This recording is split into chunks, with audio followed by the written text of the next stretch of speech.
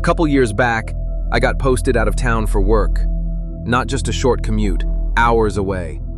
My wife and kids stayed in our home city because of school and schedules. I ended up in this newer, mid-rise apartment building that was attached to an office complex. One of those live-where-you-work setups they build near freeways and shopping centers. At first, it honestly felt okay. New city, new food spots, some quiet evenings, no toys on the floor, no laundry pile in the corner. I missed my family, but part of me thought, all right, I can handle this for a few months. The building had a 3-level underground parking structure, B1, B2, and B3. Residents mostly used B1 and B2. B3 was technically for residents too, plus a few reserved office spots, but almost nobody parked down there. My assigned spot? On the lowest level, B3. When I moved in and saw that on the paperwork, I just shrugged. I'm not afraid of garages. I thought, fewer cars, fewer dents, good deal. I didn't realize yet how empty B3 really was.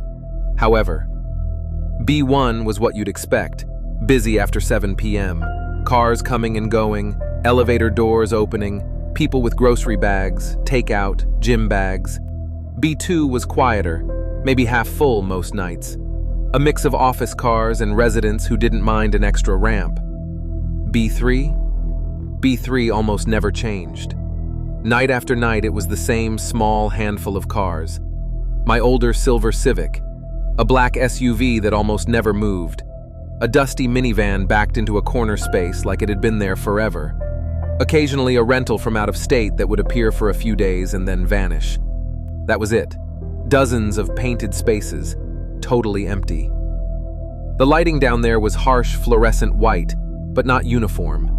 A few fixtures flickered just enough to strain your eyes if you looked straight at them. There was always this low mechanical hum from the ventilation system, steady, flat, and every so often you'd hear a drip of water hit concrete from somewhere in the distance. When I drove down the spiral ramp, I could hear road noise and city sounds on B1, a bit less on B2. But as soon as I dropped onto B3, everything changed. The street noise disappeared. No car doors slamming, no voices, just my tires on concrete, the ventilation hum, and that slow echo that makes small sounds feel bigger. First week or two? No big deal.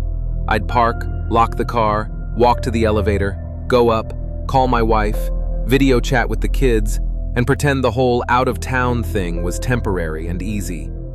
But then little things started. One night I came home close to 11. Long day. I had grocery bags in the back seat and a takeout bag on the passenger seat. It had rained earlier, and the ramp still had wet streaks where tires had dragged water down. I spiraled past B1, past B2, and hit B3. Same setup as always. My Civic in its row.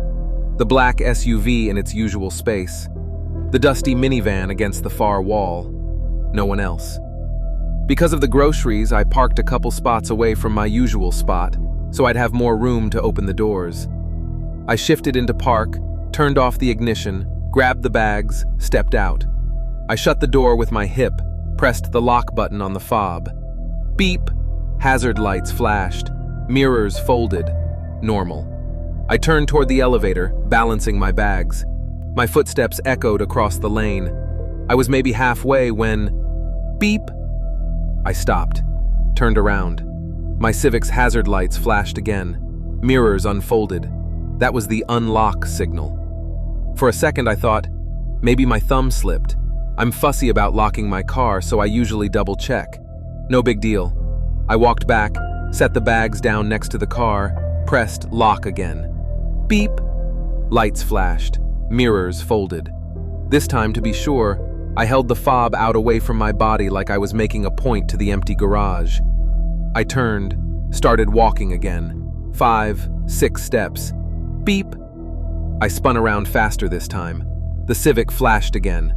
Unlock. Mirrors unfolded like someone was about to get in. My hand was nowhere near the buttons. The fob was dangling from 2 fingers. The air suddenly felt colder at the back of my neck. The space that had felt empty now felt occupied. Not crowded, just watched. I walked back to the car slowly, like I was expecting somebody to be standing on the other side. Nobody was. No one in the lane, no one behind pillars, nobody near the ramp. I opened the door, leaned inside, and checked everything like that would magically explain it. Seats? Normal. Glove box? Closed. Center console? Closed. Nothing moved. I clicked lock from inside, watched each lock peg drop. Then I got out, shut the door, pressed lock again for good measure. Then I did what any adult with a nervous brain does. I walked briskly to the elevator without running, because running would mean I was really scared. My heart rate did not agree with the brisk, not scared act. By the time I reached my apartment, I'd convinced myself it was a key fob issue. Weak battery, weird signal bounce, something technical. Next day, I changed the battery. Everything worked fine for a couple nights. Then the third night came. It was raining hard that night. You know that heavy rain that turns parking lot lights into blurry halos? The kind that makes the whole world smell like wet asphalt and cold metal. I came home a little after 10, tired and hungry. As I drove down, the rain sound faded level by level until by B3, it was just that hollow hum again. Same lineup, Civic, SUV, minivan. But there was also a fourth car now, a dark mid-size sedan near the far wall, half in shadow. I parked in my usual spot this time, killed the engine, sat for a moment scrolling through my phone, delaying the walk through that big, empty space. Finally, I grabbed my backpack, phone, keys, and stepped out. The concrete was still slightly damp. I could hear a tiny tick, tick, tick from my cooling engine mixing with the hum of the vents. I shut the door and went to press the lock button. Before my thumb touched the fob, beep! My car unlocked itself. Hazard lights flashed, mirrors unfolded. I stared at it for a second, thinking maybe I imagined it. I hadn't. I put everything down on the ground. The fob was cold and smooth in my hand. I pressed lock slowly. Beep! Lights flashed, mirrors folded. I shoved the fob into my pocket this time, far from my fingers. I even turned it so the buttons faced out. I started walking. Beep! The hazard lights flicked again. Unlock. My back went tight. Now I wasn't just creeped out. I was annoyed and uneasy at the same time. I turned back, and as I did, I heard something under the hum. A small, sharp sound. Click! Not my car. From somewhere behind me. I slowly scanned the row. The black SUV sat there motionless, its windows dark. The minivan was barely catching light, its rear window coated in dust. The out-of-state sedan sat near the far wall. No one standing between them. No interior lights. No motion. But that little sound, that interior lock pop, had been very clear. I stood there in the middle of the lane, halfway between my car and the elevator, and suddenly the basement didn't feel like empty space. It felt like 4 or 5 points in the shadows were paying attention to me. I locked my car again, then walked backward toward the elevator, watching it. This time, nothing flashed. No beep. I kept walking until my back hit the elevator door. Only then did I turn to press the button. I told myself, again, that it was just interference, some odd behavior with keyless systems.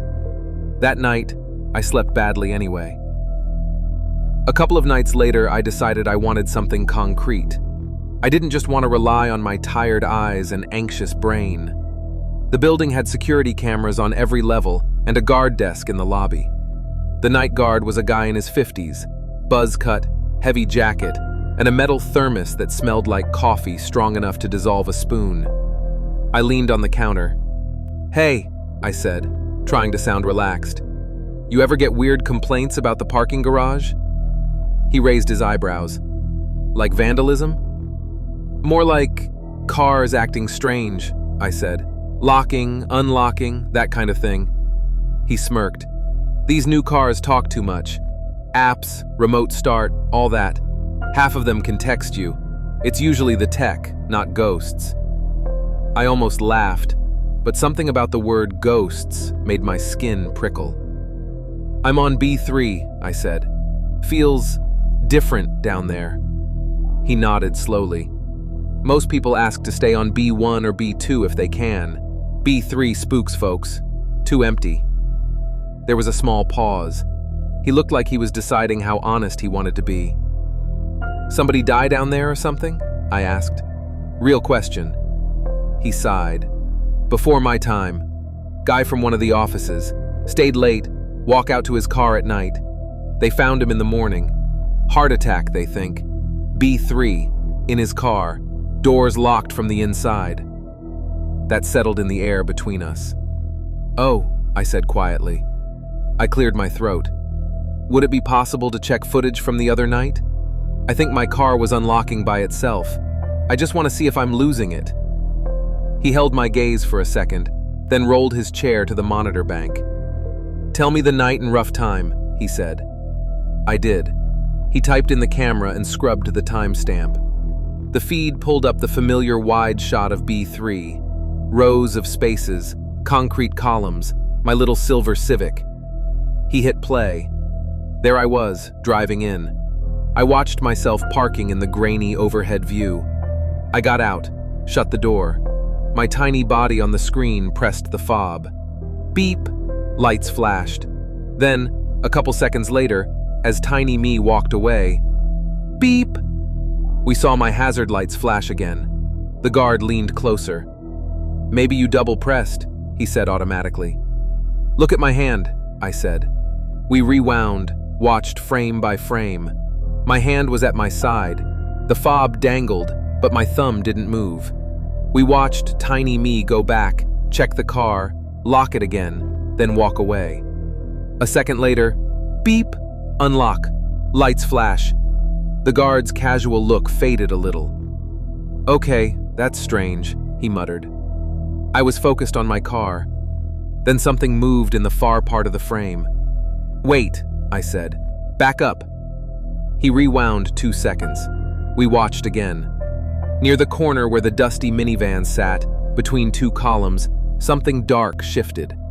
It wasn't clear, more like a blotch in the pixels, but you could see a darker vertical shape stay still for a second, then step sideways and vanish out of the camera view. The timing lined up almost exactly with my car unlocking. "There," I said. "See it?" He frowned and zoomed in, which made everything blockier. "Could be artifacting," he said. "Old camera, compression thing, light flicker." He didn't sound sure, not even close. We watched that section again twice. Each time, that shape appeared, stood, then moved right when my doors popped. He eventually sat back and gave a little helpless shrug. "I'd have the dealership check your system," he said. "You got a lot of electronics in those cars now. Cameras are glitchy too. Bad combo." I thanked him and went back upstairs, but it was harder to talk myself down now. It wasn't just in my head anymore. There had been something in the far corner of that almost empty basement. Something that moved when my car reacted. And it was standing in the part of the garage where the lights flickered the most. For a while, nothing huge happened. Work got really busy. I started working later. My brain pushed the basement stuff to the side so it could worry about deadlines instead.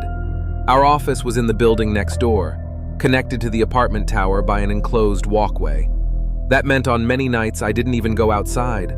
Elevator, lobby, walkway, elevator, garage. My whole world shrank to concrete and carpet. One week, we hit full crunch mode. People ordered dinner in. One by one, my coworkers packed up and left. By 11:30 p.m. that night, I was the last one on my floor. Even the cleaning crew had already come and gone. I shut down my computer, grabbed my bag, rubbed my eyes. As I walked to the elevator, the hallway lights dimmed on motion sensors behind me, leaving only the ones ahead of me on. Each time lights flicked off at my back, it sent a little jolt up my spine. The elevator ride down was quiet. No music, just the soft machinery sounds and my own breathing. I got off on the garage level. B1. Doors slid open to a decent number of cars. Some outdoor noise, a hint of music from somewhere. B2. Doors opened to a half-full set of rows. slightly quieter. B3. When the doors opened on B3, the air felt colder. Not freezing, just a small, sharp drop that made my arms goosebump. One light near the ramp buzzed louder than the rest, flickering. I could smell that slightly damp concrete scent, like a basement after a leak. My Civic sat in its spot. The black SUV was there, the minivan in its corner. Tonight there was also a white sedan near the far end. 4 cars, dozens of empty spaces. My footsteps echoed way more than I expected as I stepped out. The sound bounced off the low ceiling and came back to me delayed by half a beat, like someone else was walking almost in time with me. I dug out my keys as I crossed the lane. Halfway to my car, a sudden thought hit me hard. Look behind you. Not a gentle idea, more like a sharp message in my head. I stopped and slowly turned around. The elevator doors were closed. The ramp up to B2 was empty. The stairwell door was shut. No one was walking. No one was standing near the pillars. I listened. Only the hum. Only my breathing. "Okay," I muttered. "You are tired. That's it." I turned back to my car, pressed unlock. Beep. Lights flashed. I reached for the handle and pulled. There was no resistance. The door didn't unlock with my pull. It just opened. That tiny feeling, your muscles expecting a locked handle and not getting it, hit my chest hard. I always lock the car, especially on B3. I do it automatically when I leave.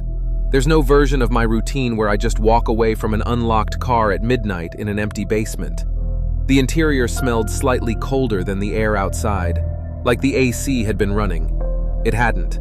I sat down, closed the door, set my bag down, and froze. On the passenger seat was my phone charger, USB brick and cable, stretched across the seat. It wasn't just tossed. The cable lay in a gentle curve, like somebody had dropped it there on purpose. I keep that cord in the center console. I'm neat about that stuff. I had not opened the console that day. I opened it now. The space inside was empty where the charger usually sat. I stared at the charger on the seat. Logical explanation. I must have grabbed it earlier, plugged my phone in, forgot. But I hadn't charged my phone in the car that day. I'd charged it at my desk. Another explanation. It somehow slid out when I hit a bump. But the console lid had been closed and latched. The more I tried to explain it, the more wrong it felt. I put the charger back in the console, closed it, and hit the lock button on the door 2-3 times. Click, click, click. I listened to each lock engage.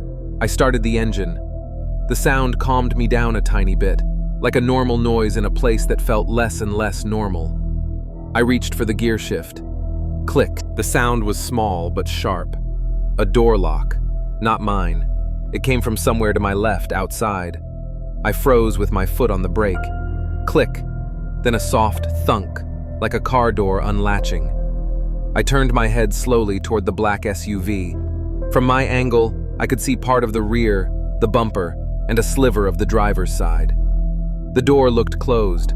No dome light, no movement. I looked at the minivan. Nothing.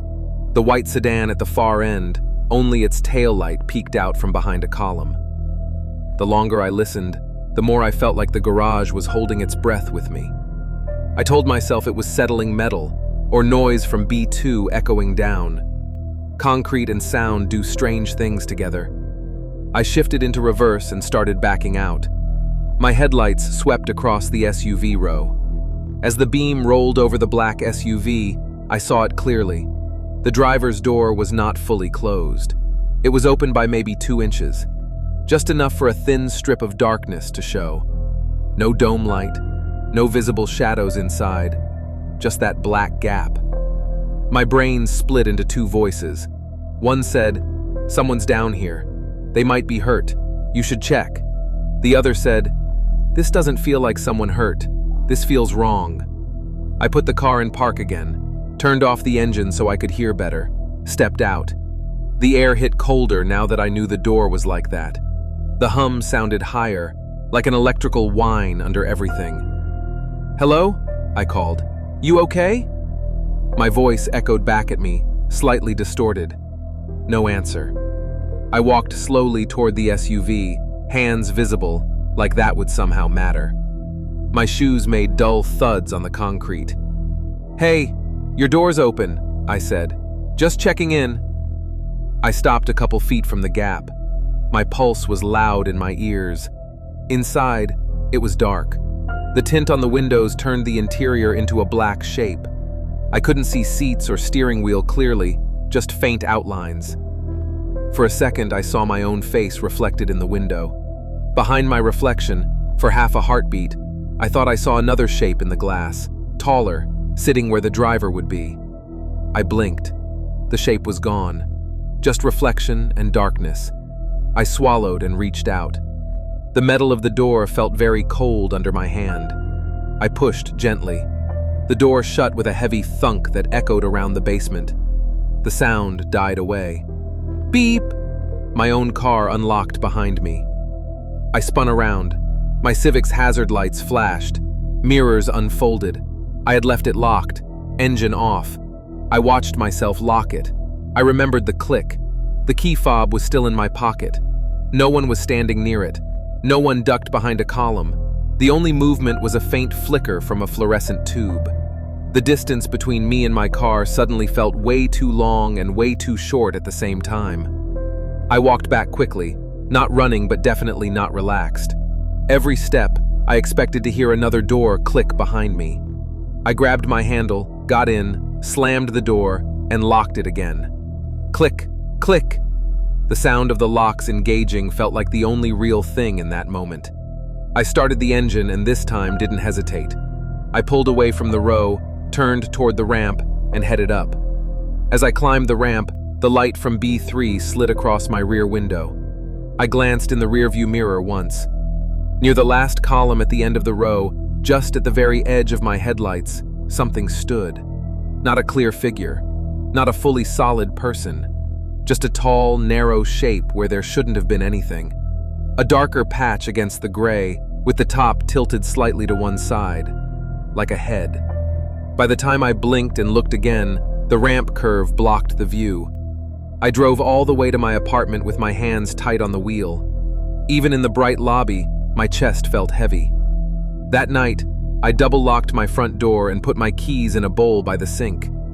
When I lay down, I kept thinking I heard a faint click from somewhere in the building every time I started to fall asleep. A few days later, my wife and I did our usual evening video call. It was kind of a ritual. She'd put the phone on the coffee table, kids would pop in and out of frame, cartoons would be noisy in the background. We talked about normal stuff, bills, homework, the neighbor's dog. A funny thing one of the kids said. I didn't mention the basement. It sounded ridiculous in my head. Toward the end of the call, she squinted at me through the screen.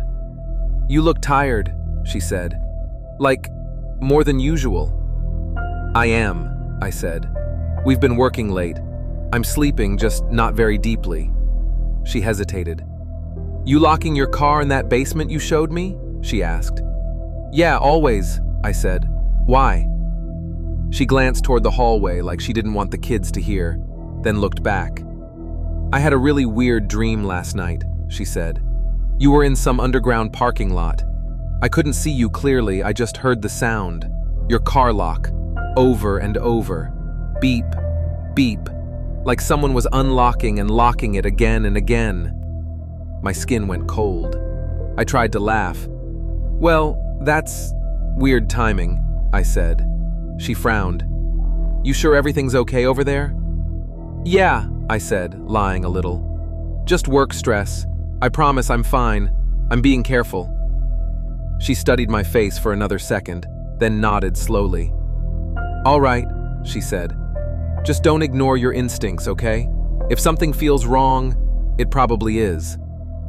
We said goodnight. The kids yelled, "Bye!" from the other room. The call ended. I sat there for a minute in my quiet apartment, staring at my own reflection in the dark TV screen. I had never told her about the car unlocking. Not once. You'd think this would be where I said, "So I immediately changed parking levels." That would have been smart. But people get used to almost anything if it doesn't clearly hurt them right away. B3 was creepy, yes, but it hadn't actually done anything to me. That's what I told myself. I kept parking down there. For a couple of weeks, the weirdness seemed to drop back to small things.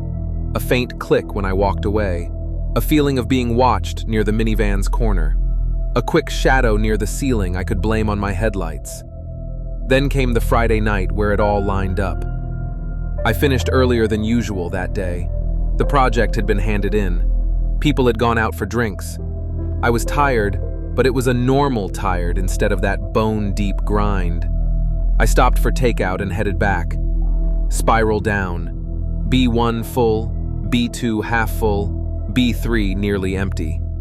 Tonight it was just the same three: my Civic, the black SUV, the dusty minivan. No new sedan, no rental. Even for B3 it felt extra quiet. I parked, turned off the engine, and just sat there for a minute, listening to the tick of the metal cooling. My phone screen lit my face while I scrolled through a message from a coworker. When I finally locked my phone and looked up, something moved.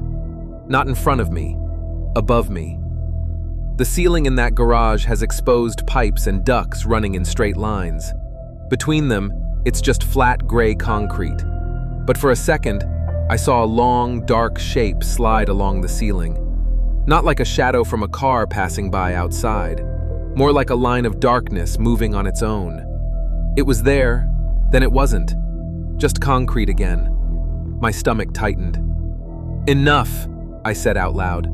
"You're going upstairs. Eat, sleep, stop staring at concrete." I grabbed my bag and stepped out, closed the door, pressed lock. Beep! Lights flashed. I turned and started toward the elevator. 10 steps, maybe. Click. I felt that one in my teeth. I didn't turn right away. I just stood there, staring straight ahead, heart beating faster. Another click. Then the soft sound of a latch letting go. I finally turned. My car's interior light was on. I had just seen it off when I walked away. The doors had shut firmly. Now, the light glowed inside like a little warm box in all that cold white. I walked back slowly, every step feeling heavier. As I got closer, I saw that the driver's side lock peg was up. The door wasn't wide open, but it wasn't snug either. It looked like it had been pulled just enough to break the seal. I froze a foot away. There was a strong urge in me to open that door and look inside. It felt almost like a pressure, like the way your ears pop when you change altitude. At the same time, every part of me that cared about survival was saying very clearly, "Do not open that door right now." I whispered out loud, "No," and I stepped back instead. I turned away from my own car and walked fast, now almost jogging, toward the elevator. My footsteps were loud. The hum seemed to climb in pitch. I jabbed the elevator call button again and again, watching my reflection in the brushed metal. Behind my reflection, the parking level looked slightly warped. The headlights glared off the concrete, making the far side darker. The doors took forever. When they finally slid open, I stepped in, spun around, and hit my floor. As the doors started to close, I got one last look at B3 through the narrowing gap. Between my Civic and the black SUV, in that space where the shadows met, a tall, thin figure stood. Not crisp, not like in a movie, more like a body-shaped darkness slightly darker than everything else. No visible details, no face, no clothing, just height and shape and that same slight head tilt, like it was listening. Then the doors closed. I hardly slept that night. My eyes felt heavy, but my brain wouldn't go quiet. Every time I drifted, I jerked awake with the sense that something had just walked past the apartment door. Morning finally came. I felt like I'd run a marathon in my sleep.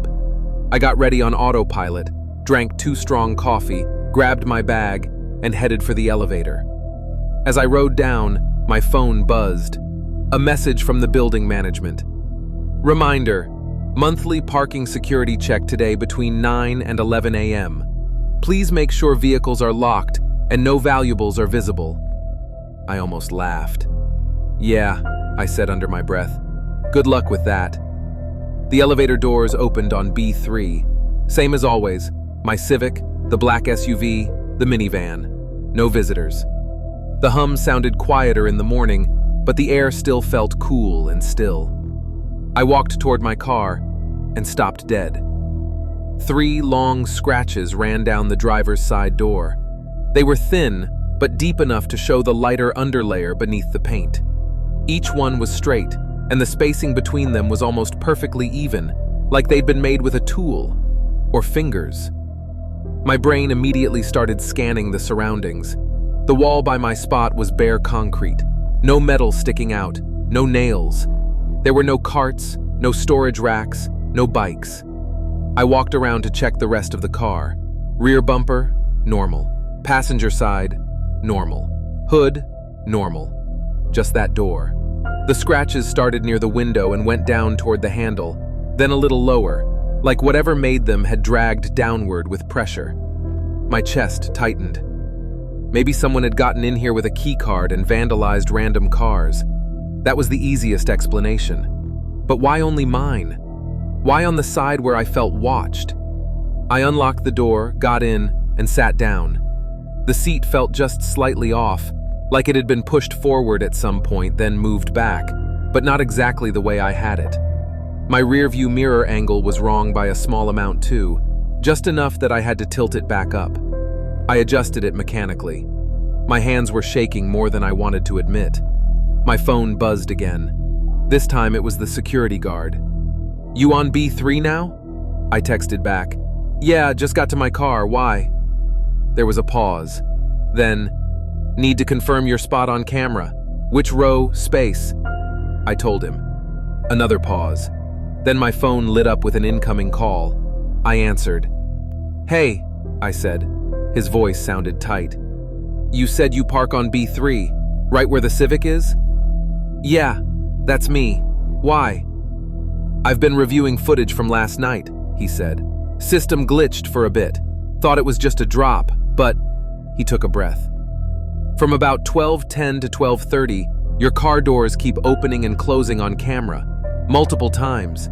No one ever walks up to it." My heart dropped straight to my shoes. "What do you mean?" I asked quietly. "I mean," he said, "your dome light comes on. Door on the driver's side pops. Sometimes the back door. The car rocks a little like someone leans on it. Then the doors shut, then open, over and over. But the whole time there's no person on the footage, no other car, nothing." He paused with the phone close enough that I could hear the faint background hum of his monitors. "And those scratches you mentioned in your message?" he added. "I didn't message you yet," I said.